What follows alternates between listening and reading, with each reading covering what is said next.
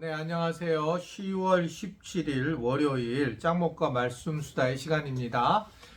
오늘부터는 제가 한 1, 2주는 성경을 함께 읽어보려고 그래요. 왜냐하면 다른 분들의 이야기가 성경을 빨리 하고 또 다른 사람들이 하니까 와닿지 않는다고 해서 일단 제가 읽어보고 힘들면 또 다른 방식을 좀 택하려고 하고 있습니다. 그래서 오늘부터는 함께 읽어볼 텐데 제가 어떻든 노안이라서 잘 안 보이는 거 염두에 두시고 함께 보도록 하겠습니다. 마태복음 7장 1절부터 12절의 내용의 말씀입니다. 비판을 받지 아니하려거든 비판하지 말라.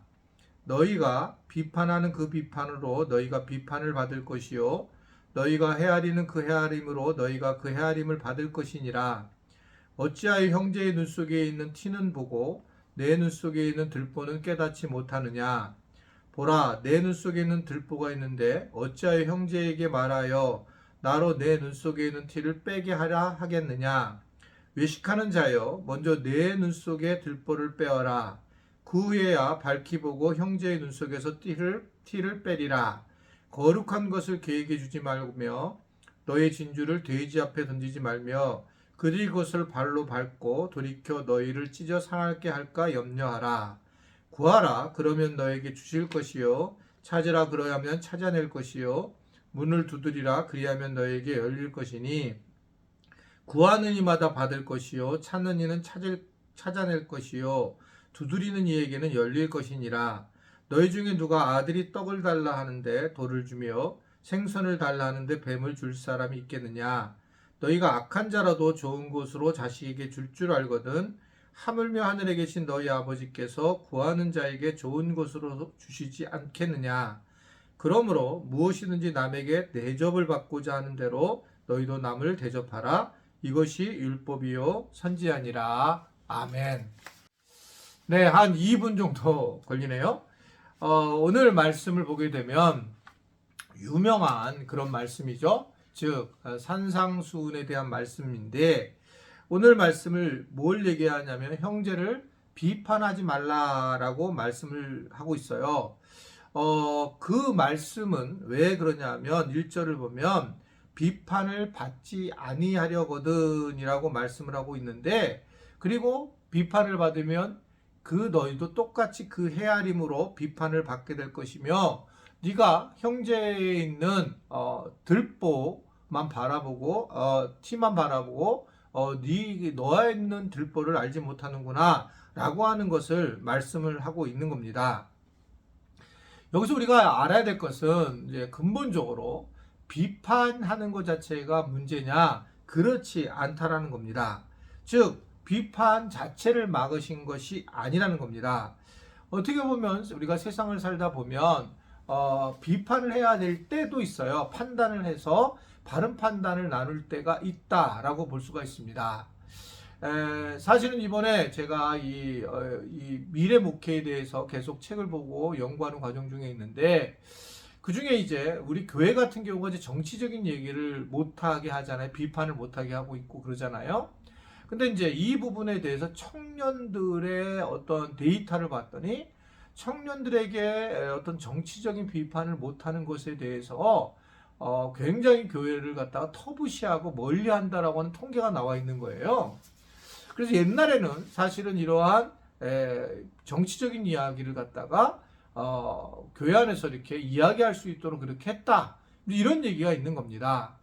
뭐 사실 이 부분은 굉장히 고민스러운 얘기긴 하지만 어떻든 간에 비판이라는 문화가 교회에서 허락했다라고 하는 것을 이야기하는 거고 현재 청년들이 교회를 고루하게 보는 이유가 정치라는 것이 우리의 삶에 굉장히 밀접해 있는데 이 정치를 모른 척하고 있다. 이 부분에 대한 통계로서는 우리 교회 청년들은 잘 모르겠고요. 통계로서는 굉장히 어떻든 문제로 이렇게 교회의 문제로 보고 있다는 것이 현실의 어떤 모습입니다. 여하튼 오늘 비판에 대한 얘기를 하면서 예수님은 비판은 괜찮지만 비판하기 전에 가장 중요한 게 있다. 그게 뭐냐면 자기 자신을 돌아보라 라고 하는 겁니다. 비판하기는 쉽죠. 근데 몇 번 말씀을 드린 거지만 비판을 하는 과정에서 비판하는 것 자체가 자기는 괜찮다라고 하는 것을 생각하고 이야기하는 경우입니다.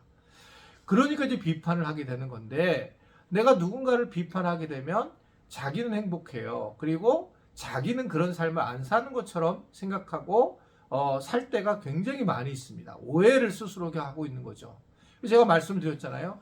목회자, 설교자의 가장 커다란 문제는 설교를 하고 난 다음에 그리고 제시를 하고 설교를 통해서 또한 세상의 삶에 대한 것들을 안내를 하게 되지만, 과연 자기 자신은 그렇게 살 수 있는가?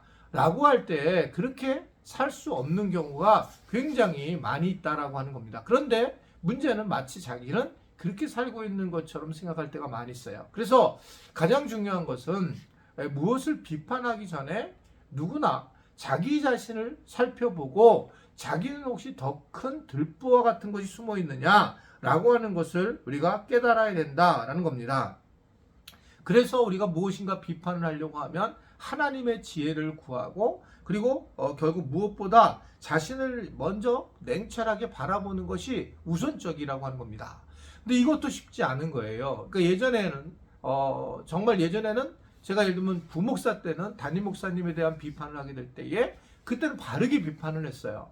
근데 제가 담임 목사가 되고 제가 이렇게 돌이켜 보니까 이래서 이랬구나 라고 하는 것이 상당히 많이 있습니다. 아마 제 말에 공감하면 많을 거예요.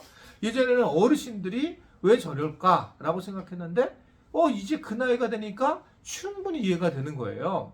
그러니까 그때의 비판이 세월이 지나면 달라지는 경우를 보게 됩니다. 예전에는 왜 음식을 저렇게 많이 음식만 먹으러 다니시지? 아니 왜 그 맛집을 찾아다니지? 이렇게 살았는데 지금은 사실 맛집을 찾아가는 것이 삶의 전부예요. 어떻게 보면 어디가 좋아? 그럼 맛집이 어떤 것이냐? 그런 것들을 찾는 게 현실적인 문제로 다가오더라는 거죠. 그러니까 그때 그런 얘기했던 것이 얼마나 죄스럽고 미안한 마음이 드는지 그런 생각을 하게 될 때가 많이 있습니다. 오늘 예수님은 자기 들보를 알지 못하고 깨닫지 못하고 다른 사람의 그 티가 들어간 것을 이야기하는 것에 대해서 영적인 그런 맹인과 같다라고 하는 것을 이야기하고 있다는 거죠. 영적인 맹인과 같다. 잘 모른다는 거죠, 세상에 대해서. 그래서 우리가 비판을 하는 과정 중에 자기 자신을 생각해 보는 것은 굉장히 중요하다. 오늘부터 이제 제가 설교를 조금씩 한번 줄여보고 한번 이 성경 구절을 읽어보려고 해요. 그래서 테마를 하나만 해서 하나의 토픽을 가지고만 말씀 수다를 하려고 하는데, 여러분이 나중에 뭐 저한테 직접 말씀 못하면 우리 부목사님들한테라든지 목회자들한테 피드백을 얘기해 주면 좋겠습니다. 오늘은 비판을 하지 마라. 비판을 하려면 자기의 들보 있는 것을 생각을 해라. 그러나 비판을 아예 하지 않는 것은 아니다. 비판을 하려면 우리가 조금 더 지혜롭게 하나님 앞에 구하고, 또 조금 생각이 달라질 수 있으니까 함부로 비판하는 것은 주의해야 된다. 그래서 영적인 맹인이 되지 않도록 그렇게 하는 것이 중요하다라는 것을 말씀을 통해서 알게 되었습니다. 오늘 하루도 비판보다는 자기를 돌보고 자기 안에 있는 들보를 생각하며 하루를 보내는 그런 시간이 될 수 있게 되기를 바랍니다. 기도하겠습니다. 하나님 아버지, 짱먹고 말씀 수다가 이제 3년이 가까이 돼 가는데, 하나님 이제 우리가 이곳에서 많은 분들이 말씀을 듣게 해주신 것 감사합니다. 말씀 수다가 잘 정리가 되어서 어떻게 방향을 가야 될지를 알게 해주시고, 우리 교인들도 적극적으로 이 부분에 참여해서 하나님 우리가 좀 더 하나님과의 관계를 잘해 나가는 그런 좋은 도구가 되도록 도와주옵소서. 우리가 비판하지 않게 하시고, 비판을 하되 우리의 들보를 볼 수 있는 눈을 갖도록, 지혜를 가질 수 있도록 은혜를 베풀어 주옵소서. 예수님의 이름으로 기도드리옵나이다. 아멘.